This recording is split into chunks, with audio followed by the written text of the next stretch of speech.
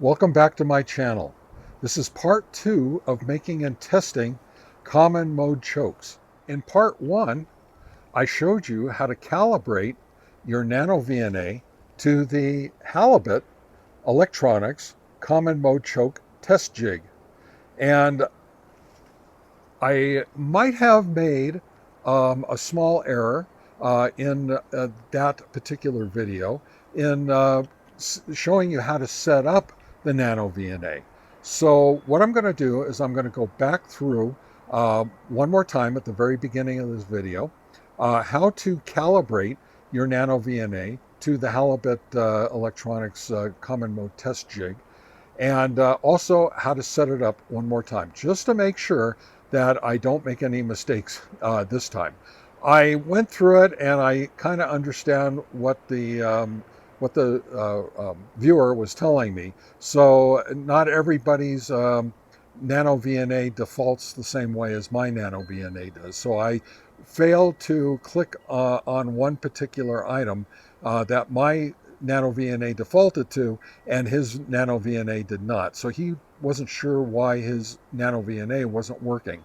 So I will go back through the whole process again at the very beginning of this video, so you, as the viewers, will understand better, and you'll be able to go step by step with this video on how to calibrate and set up your NanoVNA for testing common mode chokes. And then I'll get into testing all the common mode chokes. I made 3 of them, all slightly different. And I've got 2 or 3 of them that I've purchased, and I think you'll be surprised at the results of my testing. So, all right, let's get started. I'll be right back. All right, I've got my NanoVNA already connected to the Halibut board, right? And so I'm going to go through this rather quickly, but I will make sure that it is done correctly this time, just to make sure. All right. First thing is, we always start off with all the switches facing up.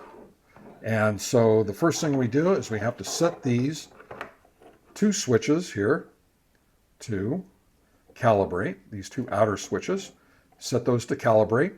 And then all the rest, these 3 switches, all up. So we have open, isolate, open.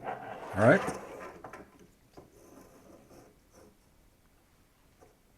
Turn on the NanoVNA. We need to set the stimulus. Start, I'm setting it to 3 megahertz. And stop to 30 megahertz.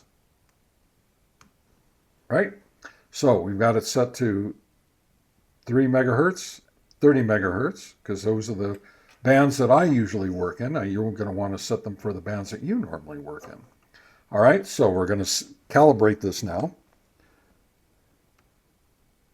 Calibrate, calibrate. And we've already got everything set to the first tick, which is open. All right, next tick is now short. So with the short, we come over here and we set these 2 switches to the middle, because you know it says short. All right, those 2 switches get set to short. Then we tick short, and next is load. These next 2 switches, same 2 switches, get pushed all the way to the bottom, because load, load, see? All right. There we go. We tick load. And isolation is the same configuration as load. Touch isolation. Next one is through. Now with the through, we have to push this middle one down to through, see? But we push these other ones back up to open. Oops. That one down, these 2 up. All right? Then we tick through. And after that, we click done. All right. Now, before we start testing, we have to put these other switches all the way up. So all switches are all the way up. All right.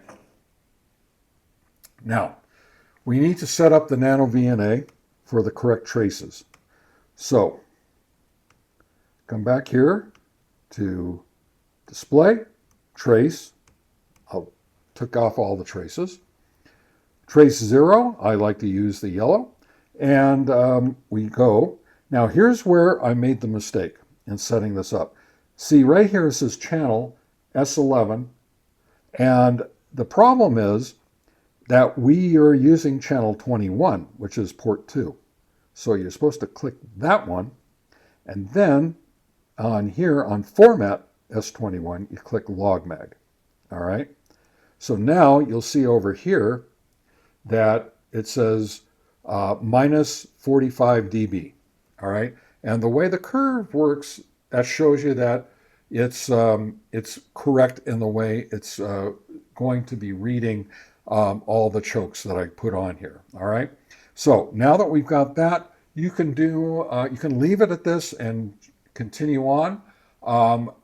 And so that's what I'm going to do. I'm just going to leave this because this is all we need. And I'll start doing all the chokes, and I'll show you maybe in a future video, we can set the impedance testing. We can see what the impedance is. And I'll be doing that when I do the little ferrite bead testing instead of the actual choke that I made. All right, so this is all we need. And when I come back, we will start testing chokes. All right, here's the very first choke that I ever made. I bought a 3-foot long piece of RG316 with a PL259 on one end and an SO239 on the other end. And what I did is I took just this amount here, which is about, 3 to 4 inches, and I used a wire tie, and I wire tied it to the ferrite ring, the toroid ring. Now, this toroid is made out of, it's actually size, it's a FT-240. That's, 240 millimeters, I think it is. It also is made out of a material called Mix 31. So this is designed for giving me the best attenuation from the bands of the 80 meter band all the way up to the 10 meter band. Because those are the bands that I usually work in, and that's what I want to get attenuation in. Now, if you want attenuation that's not so great in 80 and 40 meters, but is good in 20 meters up to, let's say, the 6 meter band, then you would probably want to use the FT240-43, which is the Mix 43 material. But I'm using the Mix 31 material, and you'll see why. All right, so let me get this connected here to the Halibut board. Really nice, man. Very, very nice. All right. Let this thing settle down a little bit. And you can see this is a very nice flat curve. All right, and you'll see why I say that in just a minute. I'm just going to pause the sweep here so I can touch it and it won't move around. All right, so now what we do is I picked out 7 different frequencies going from 80 meters up to 10. 3.810 happens to be the first one. That's in the 80 meter band. So let's start all the way over here. 3.810, as you can see, 3.810 there. And we have a minus 33 dB, but let's go up to 10 meters. And that's at 28.380, which is right there. And we're at minus 29.71. That's pretty darn good. That's pretty flat. That's 30 dB.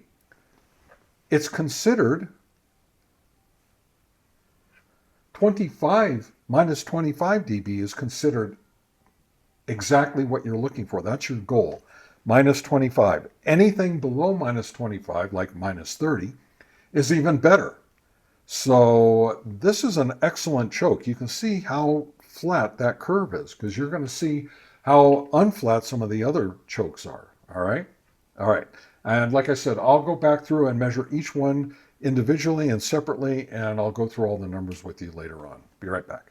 Now, here is a choke from a fairly well-known ham radio operator who makes these, sells them on Amazon and eBay. It is a piece of Messi and Poloni RG8 and probably RG8X coax with Messi and Poloni connectors on each end. That's a PL259 and SO239. And I believe I counted 5 ferrite beads. 1, 2, 3, 4, 5. All right. And you've probably seen many YouTubers praising this particular choke as being an excellent. And I have to tell you, the quality of this choke is fantastic. It's terrific. All right, we're back. I have this very nice, it's called a POTA choke. That's what the person who makes these calls it. And for POTA, it might be really good. Let's see what happens. Now, this is the curve from the previous AliExpress bot choke. Let's see what happens when I turn on the sweep. All right. So we get a nice flat curve here. So let's see how well it performs. Down at the 80 meter band, that's 3.810. It minus 14, almost 15, minus 15 dB. We're trying to strive for what, minus 25, right? Well, let's go all the way to the other end, which is 10 meter, which is 28.380. And we get a minus 21 dB. All right, so what did we learn today? Well, first of all, I learned that this single ferrite bead choke from Gable Antenna costs about $25. It had an attenuation anywhere from minus 28.31 at 80 meters all the way up to minus 8 at 10 meters. So not so good. This POTA choke, this QRP choke from a very well-known ham radio operator who makes them and sells them on Amazon and eBay and Etsy, I think it is.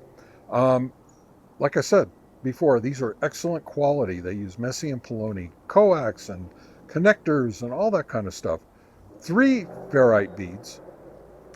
And that one did minus 16 dB at 10 meters all the way to minus 43 at 80 meters.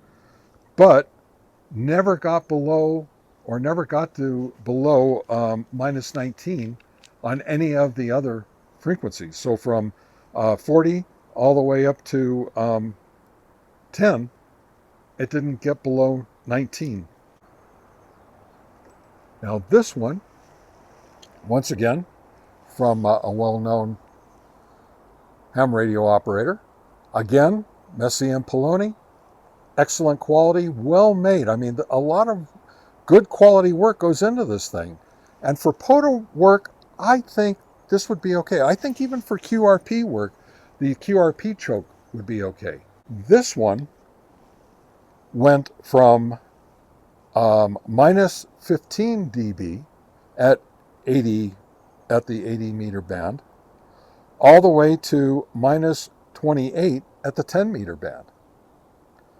And never got below,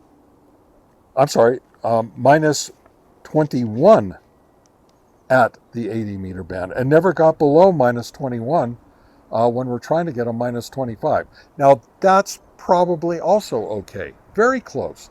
I don't know if that small amount of attenuation difference is going to make any real difference, but you know, our goal is minus 25, right? I own a couple of those and I like them. I think they're excellent quality, and for POTA work, I think that's just fine. And for the QRP, I think it's just fine. But here I've got an AliExpress choke. I think I paid about $22 for this one. And what did I get with this one? I got minus 17 at 80 meters and minus 39 at 12 meters, minus 35 at 10 meters. But I got down to minus 43 at 15 meters and minus 40 at 17 meters, minus 34 at 20 meters, and minus 24 at 40 meters. So if you're running from, let's say, 40 meters up to 6 meters, this might be okay for you. And at that price, not bad. But I built this. This took me like 2 minutes. What you do is you just take 3-4 inches, use a wire tie right here, and you wrap it 5 times. And then you go across to the other side and wrap it 5 more times. And then wire tie the other end. That's it. There's a wire tie on each end. It took me 5 minutes, or not even 5 minutes. It took me about 2 or 3 minutes to do. This performed one of the best of my 3 homemade ones. This particular one went all the way from minus 33 dB at 80 meters, minus 35 at 40 meters, and went all the way to a minus 30 at 10 meters. Very flat curve. You saw that for yourself. And then my RG58, same ring, just a 3-foot long piece of RG58, cheap RG58 coax, about the same. It's almost the same curve as the RG316. Less than 1 dB difference throughout the entire range.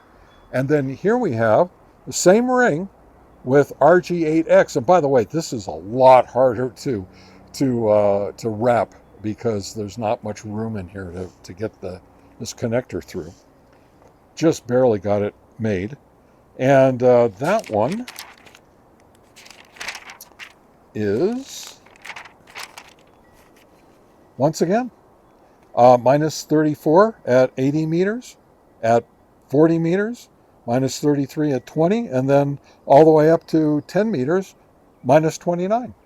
So about no more than 1 dB difference attenuation throughout the entire range from the other 2 toroid chokes that I made.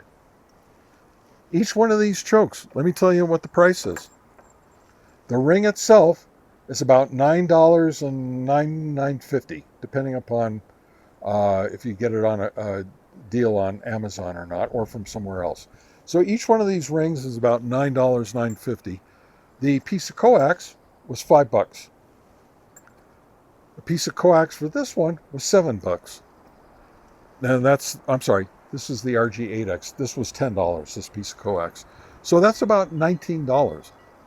The RG58 was about $7, $8. So, roughly $16, $17 for making that toroid coil. All right, there you have it. I think the homemade ones are much better. I think it was fun to make them. It was interesting to do. It was interesting to test them all. I'll be making more. I'm going to be trying some Mix 31 ferrite beads. I've got them coming. So I'll be testing a little piece of coax with those on there. And we'll see how that works. I got a feeling it's not going to work as well as these toroid rings did. So anyway, so you've learned how to make a choke. See how easy it is. You've learned how to test a toroid choke. Toroid ring choke. And so common mode chokes, easy to make, easy to test, a lot of fun. I had a great time doing this, guys, and I'm going to be doing a few more. So I hope you guys enjoyed this. This is part 2, and hopefully we'll have a part 3 coming up here pretty soon. All right. Thank you very much. This is Dave with Ham Radio GMRS Test and Review, saying 73.